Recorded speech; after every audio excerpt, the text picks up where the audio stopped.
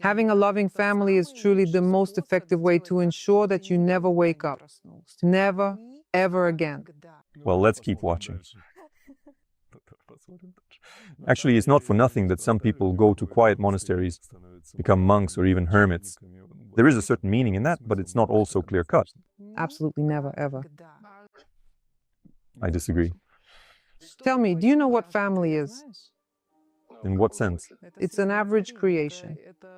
It's the most resilient cell, so that you can't get out anywhere at all. In some regions now there are more divorces than marriages. The most resilient cell. Do you think people just become hermits for no reason? No. Just now, while I was having this conversation with you, I saw a YouTube notification pop up. What are you, a witch Jesuit? You're against family. There it popped up. All right. And what should we do about it? Awaken and be awakened within the family. Wait, but it's never possible to awaken within a family. What is she talking about now? Well, that's already a contradiction in itself. All right, fine, let's just keep watching. You need to understand that when you are awakened, you have no conflict. You realize that you are raising spiritual beings. This is an incredible contribution to the divine essence. To the divine and your wife awakened, together you begin to create your own world, your own. Not to create a family. You have no concept of family. Wait, no, where are you going with this? There is a clear concept of family, there are rules, there are duties for both wife and husband. All of this is spelled out. It's one of the ways to spend time here. It's neither good nor bad. She twists it too much at first, saying that in a family you will never awaken, that it's the best way to lull you to sleep. Then she goes on to mention that in your own family, both of the individuals must be truly awakened, but how will they awaken if it's supposedly never possible? Broadly speaking, of course, family is nothing more than a simple game. Games that are played out right here. Some play the role of a soldier, some play the role of a merchant, some play the role of a family person. It's hard to call someone a family person, for example, someone who they have spent more than half of their life at war, or perhaps someone who is responsible for managing major financial flows and relationships. Well, let's keep listening a bit further for now, and then I'll tell you how it's actually all done. That these two young children are the ones. 3. These entities are spiritual beings of an exceptionally high order, and your task? I also have one son. I invest in him like crazy, and after that, I invest in him as a spiritual being, like in a divine fire. And after that, I don't worry about what will happen to him. Those will be his problems.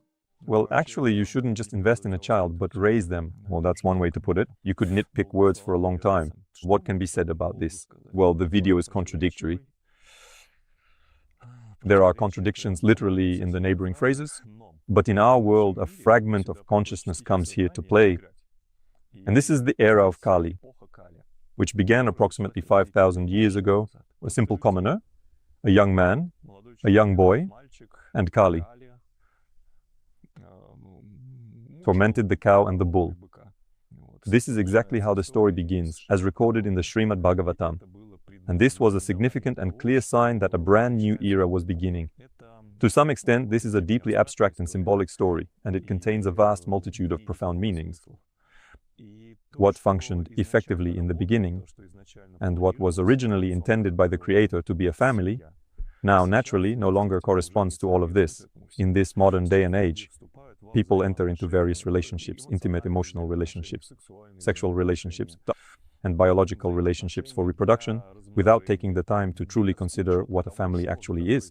No one has any idea what a family is. How can you build a family if you don't know what it is? That's why, at the state level, there is a marriage contract. That's it. It's absolutely identical for everyone and completely ignores the nuances of people's relationships. What do I mean? I mean, for example, a man can earn money, support his entire family, and remain completely faithful. However, his woman can squander all of that, go out partying, be constantly negative, and if they break up, she will still get 50% of everything they acquired together. In other words, the law simply doesn't take these specific nuances into account. It's the same thing. For example, some girl from a wealthy family falls in love with some degenerate, they get married, and she tries to make her way in this world, her parents help her, she starts a business, and he just freeloads off her, doing absolutely nothing. After some time, if they break up, he will get 50% of their jointly acquired property. So essentially what has happened is that the state has just established and maintained a kind of facade of security. But this facade of security is persistently and systematically undermining the very institution of the family. But if we talk about the real roles of men and women, what specific actions must a man truly take if he wants to start a family? If he genuinely wants to take on that responsibility, if he wants to continue his family lineage, and if he wants to raise truly worthy and honorable sons and daughters, what qualities should he possess? What should he be able to do? And so he should have at least 5 essential and distinct qualities. He is the steadfast and dedicated guardian of law, justice, and unwavering moral integrity. What does that mean? It means that he must at least be educated. In other words, he should know how this world works. And not just physics, chemistry, and mathematics, but also how to interact with people, how to build these relationships, how to resolve various issues, and how to get out of different situations. That is, you should already have knowledge about how to live in this world. And it's clearly not an 18-year-old kid who has just jumped out of his parents' nest. He's still too young, he doesn't know how to live in this world. Accordingly, moral principles, justice, what are these things? These are tools for interacting with people like yourself, within your community, within your culture. In other words, you should already understand this, you should already have some status, you should already know how to negotiate with people, you should feel comfortable there. When there is a conflict, you know how to resolve it, whether you come out as the winner or not. The main thing is that you resolve things harmoniously. You can, as they say in the criminal world, stand up for yourself.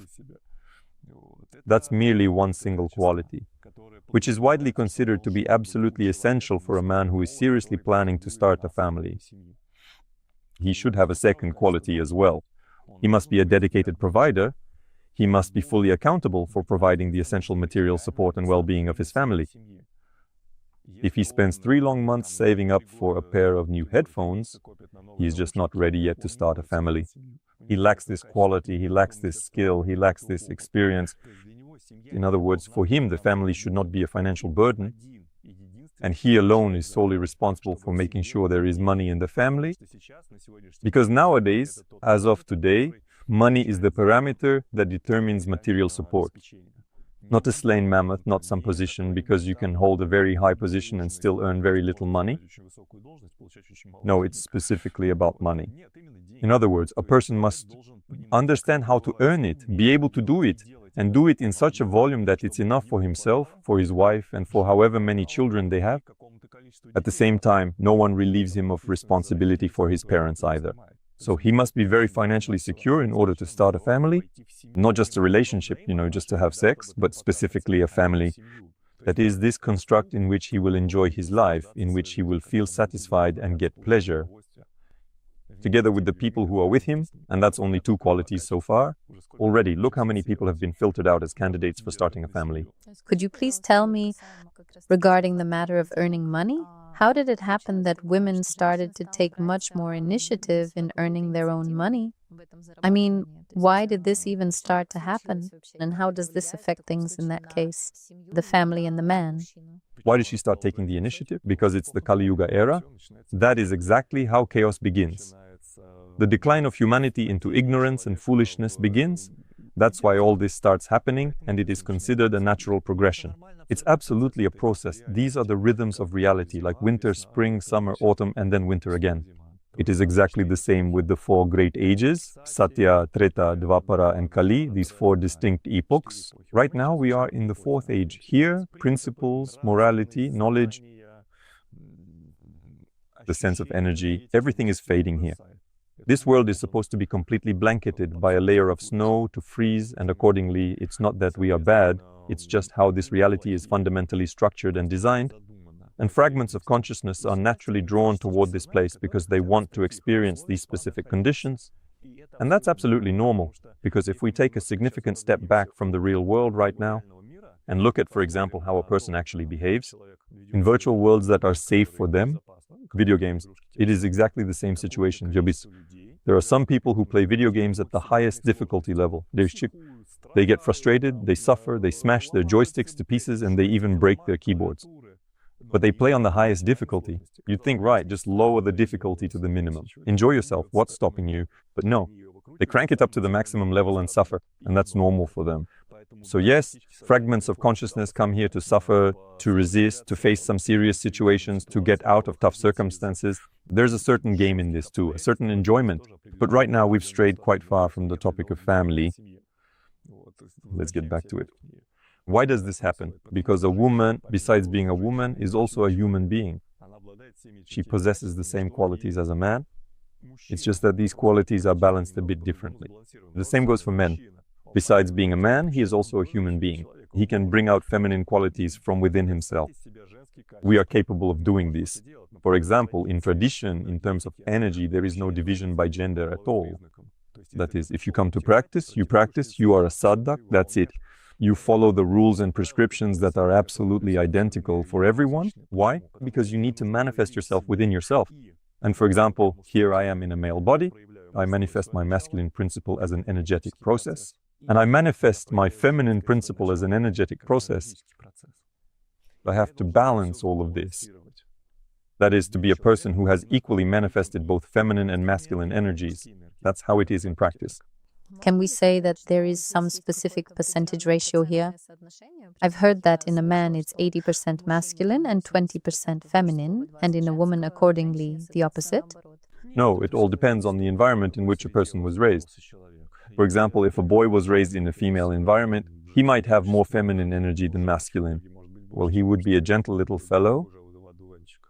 But at the same time, if you direct him into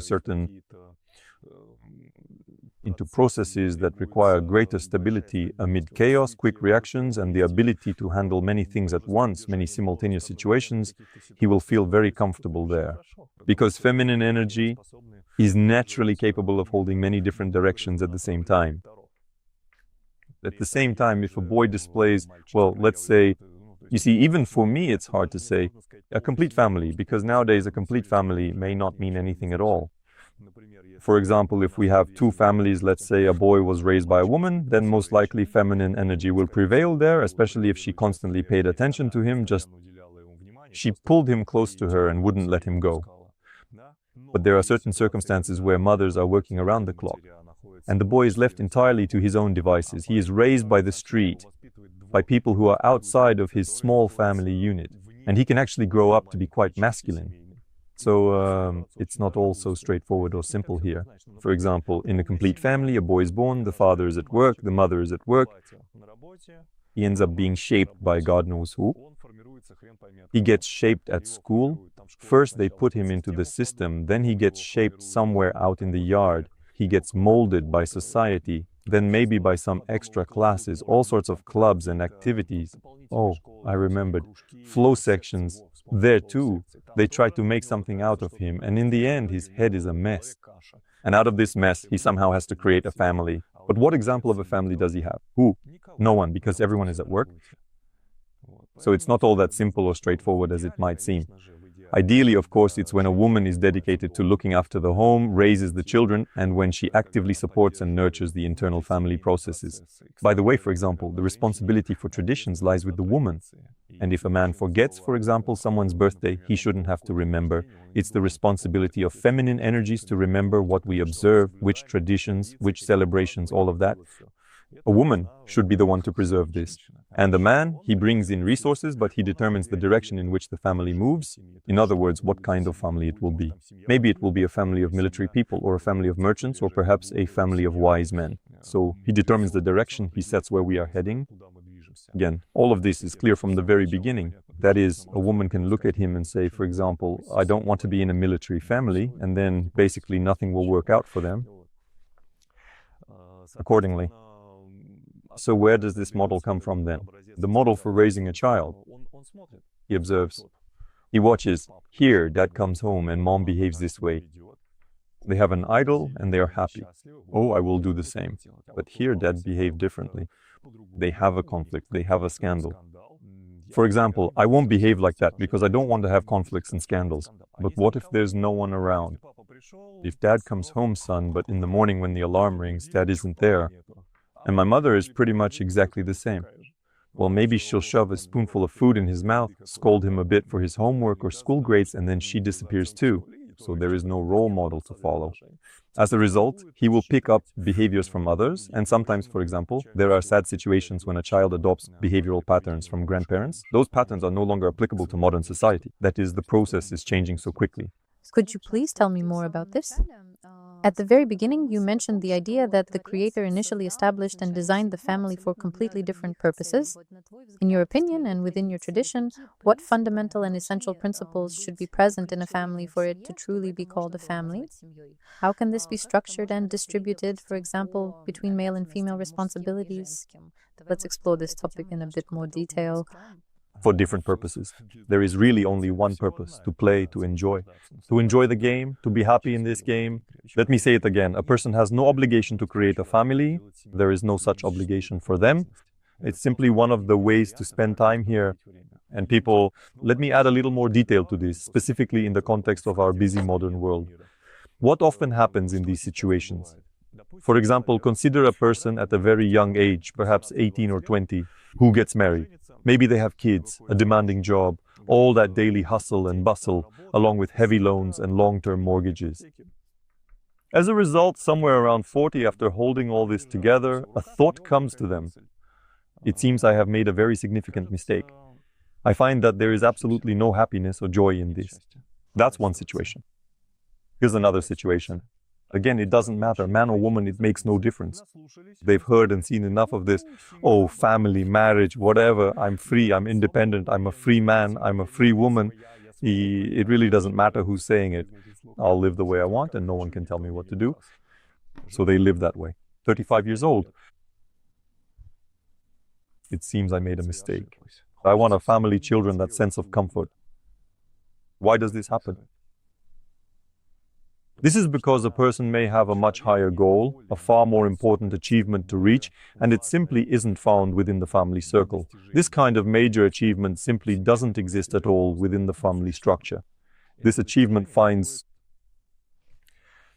its fulfillment precisely in spirituality. And it is precisely this aspect that should also be the responsibility of a part of society, which is currently occupied with religious affairs and does not address this aspect. And this aspect carries within it a connection with the soul, a connection with one's own divinity in the heart, the ability to perceive the absolute God, the creator. I don't care which word people choose. For some, it's God, for others, it's Shiva, for some, it's Allah, for others, it's Jesus, for some, it's the primordial, for others, it's absolute consciousness. It doesn't matter what the word is, but it is something that is not human. Something from which all of this originated. And so, when a person has played at family or played at debauchery, at freedom, at doing whatever they want, and then feels a certain inner calling, a kind of dissatisfaction, it seems to them that they've chosen the wrong game. But the problem isn't with the game. The problem is that there is something more important than all these games. A whole layer called spirituality. Even if we take Vedic literature, such as, for example, the Tantras, the Tantric literature of Mama Wan, the Tantras is the same thing. There it is written in black and white that until the age of 75, go ahead and play your games. No one will have any complaints against you. But after 75, you are obliged to comprehend your own nature. In the modern world, men don't even live to 75. Accordingly, they need to switch earlier. And so, if in today's world, a person gets this thought in his head that he made a mistake somewhere around 40, when the kids have already grown up and told him to go to hell, said, "Dad, screw you, you don't tell me what to do," right? Why? Because he didn't take part in raising them. He was working. He didn't have the qualities that are needed. We'll come back to those qualities in a moment. When the kids are just waiting for you to die so they can take your property, you see it. People aren't stupid. They understand everything perfectly well. Parents know exactly how their own children treat them. When you realize you're getting older and losing the strength you once possessed, you start to reflect and begin to analyze whether you did everything right. Most of the time, a person concludes they did something wrong, and inside something gnaws at you. Something aches, something longs, something demands. And a person concludes that they should have done something else with their life. But what exactly? And that's where it becomes unclear. And mostly those who built a family start chasing after debauchery, while those who lived recklessly try to start a family. And then after all that comes old age and death. But if someone somehow manages to convey to a person that all of this, of course, is great, all of this is wonderful, but it's just everyday life, And beyond this daily routine, there is something called a connection with the soul. And this connection with the soul has absolutely nothing to do with your daily life. It's beyond the everyday. It's an exclusively intimate process. When the outside world is put on pause and you communicate with your divinity in your heart, exchanging feelings, when you comprehend the source from which all reality has unfolded, that is when this inner thirst is satisfied. It is not satisfied through family. In the family, you are simply distracted from it, just as you can distract yourself from it with other pastimes. So can we say that in order to preserve that very spiritual wholeness, specifically in relationships or in the family, To cultivate it. to nurture this connection, it is vital for a person to first establish a profound bond with their own soul. And only then can their partner truly come into this whole beautiful story. No. What partner? In connection with the soul, there are no partners? So, how do you build a relationship then?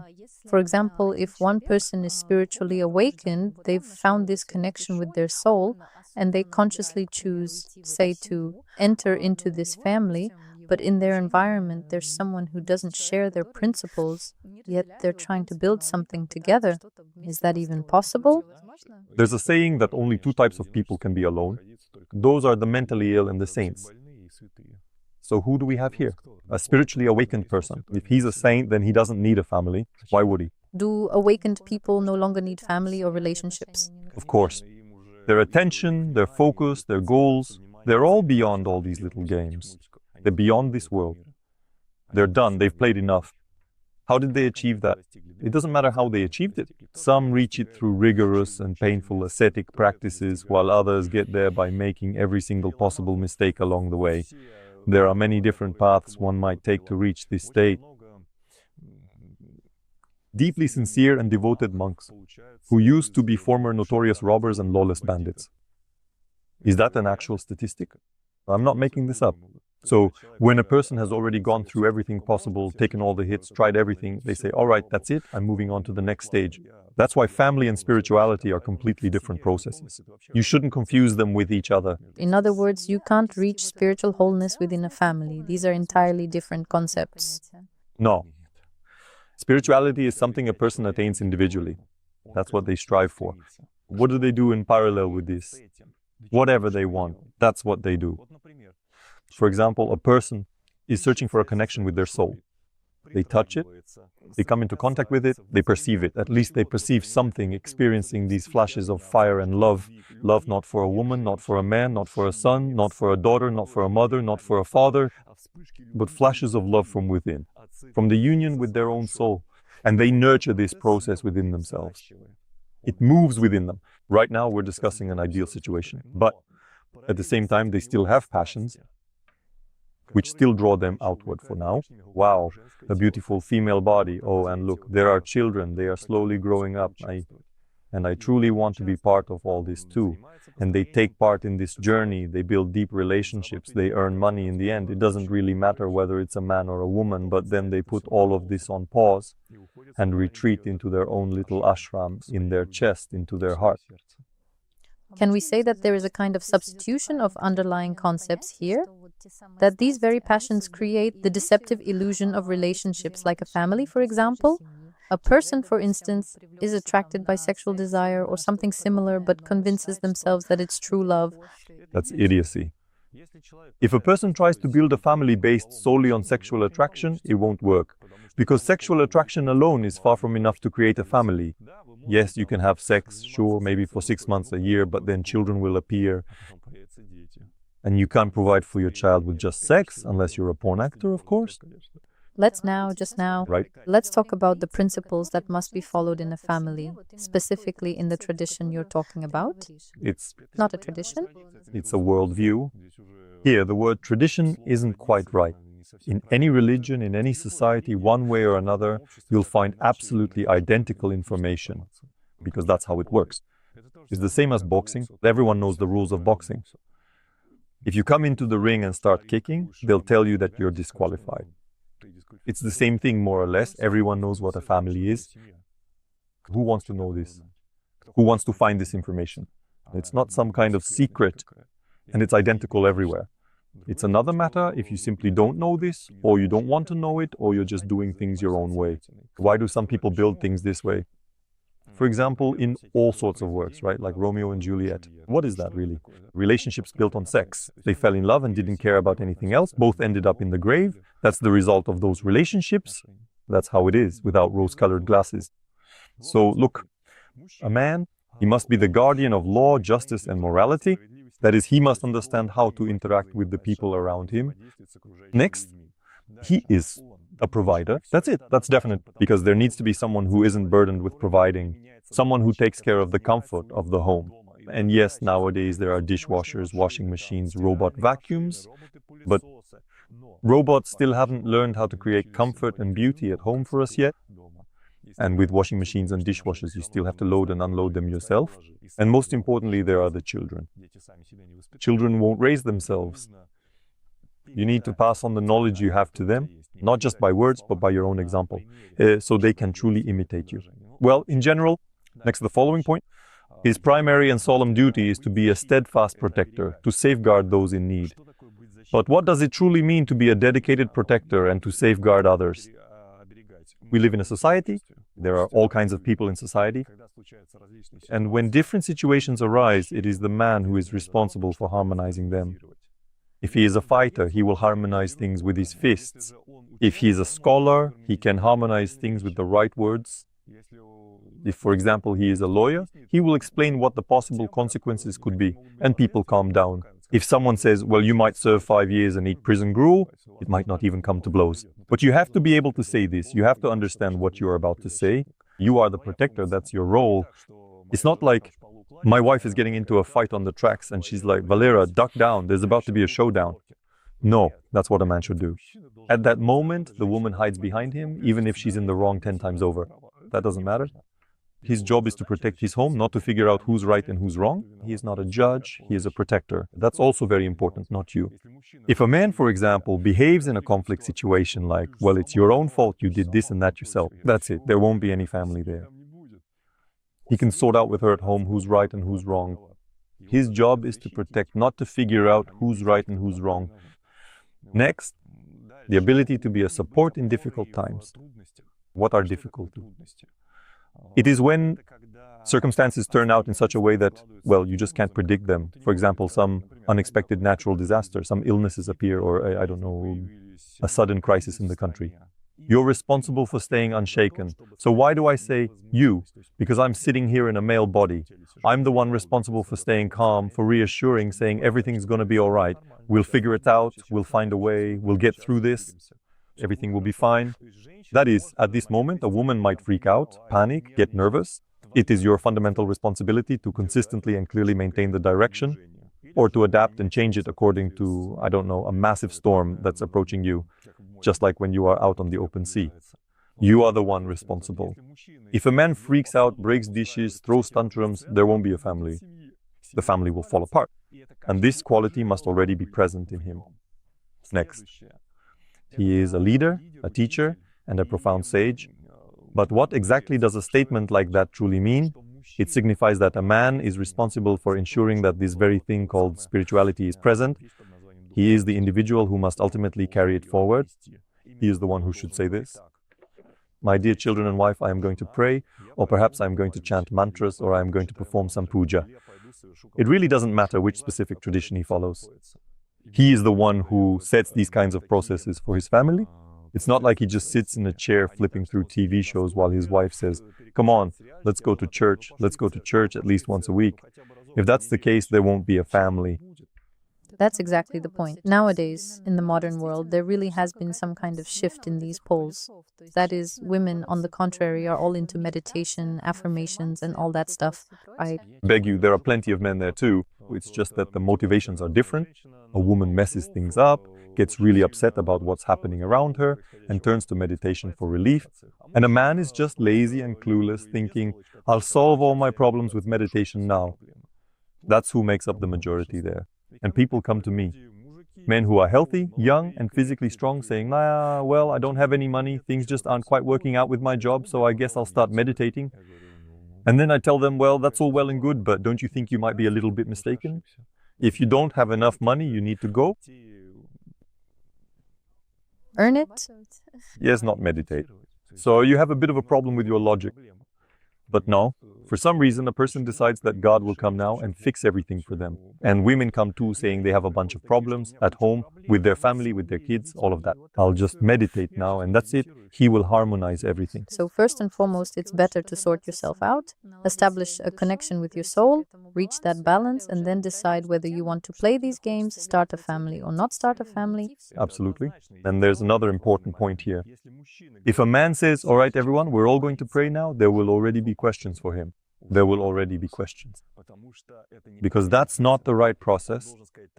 He should say, I'm going there, I'm about to do some spiritual practices. If you want to join, join. If you don't, don't. And when he does these spiritual practices, he distances himself from the outside world. He goes into his inner world. He doesn't need children there. He doesn't need his wife there. It's a completely different process. He immerses himself within, reaching out to the divinity in his heart. Through the divinity in his heart, he attains perception of the primordial creator. He reaches a state of vibrational synchronization with him. His consciousness awakens and his spiritual energy is revitalized. And in this new state, he returns to his family and they look at him and say, wow, we want that too. And this is no longer a relationship of man and woman or child and father. It's a relationship of a role model.